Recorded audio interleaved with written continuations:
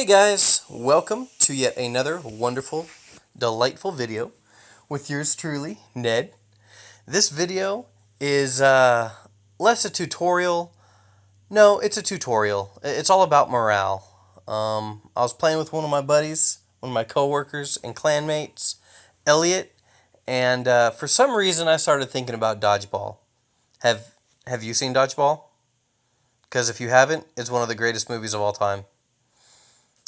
But anyways, I was watching it and I was thinking about it. And in Dodgeball, they've got the 5 Ds of Dodgeball. Dodge, dip, dive, duck, and dodge.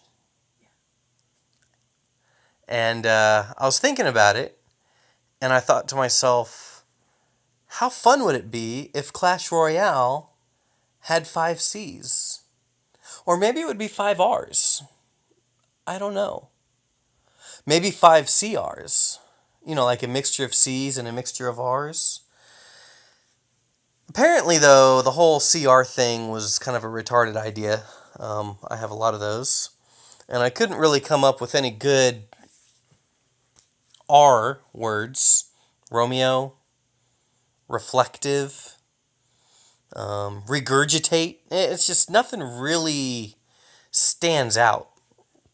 So I decided that I would discover the 5 Cs of Clash Royale.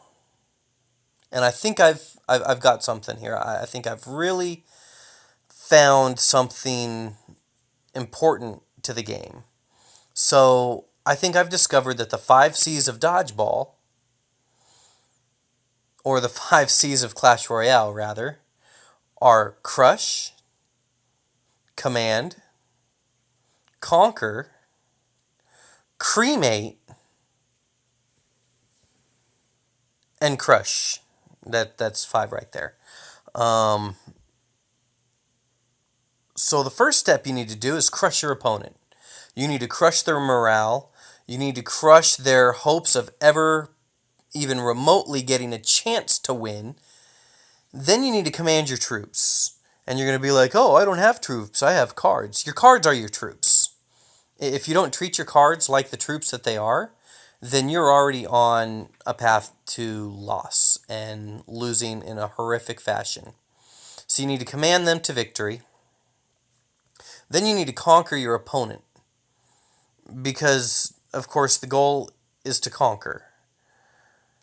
And not only are you going to conquer your opponent, you're literally going to cremate them.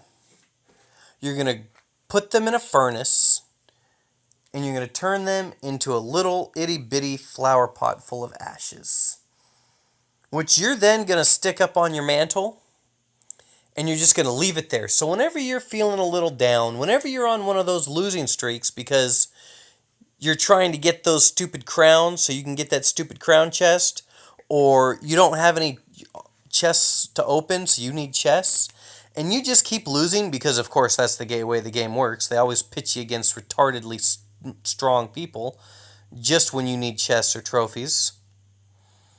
You can look up at that mantle where that cremated opponent was, and you could say, ha! Ha ha ha ha! And point and laugh. And now you feel better about yourself. And then the last one is crush. Now, I know you may say, but wait a second, Ned. We've already crushed them. And then we commanded and we conquered and we cremated. No, this is a different crush. Because not only are you going to cremate them, you're going to crush their remains into the ground. They are going to be completely and utterly demoralized. That's all you want, is to demoralize your enemy.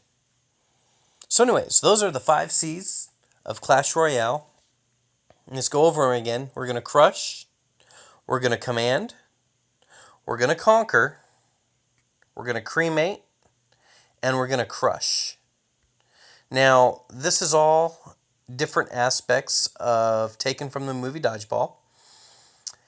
And another very important aspect of that is picking on the little guy. In dodgeball, you want to pick on your team the strongest people you possibly can. Now, this translates into Clash Royale because although you don't have teammates, you have cards, right?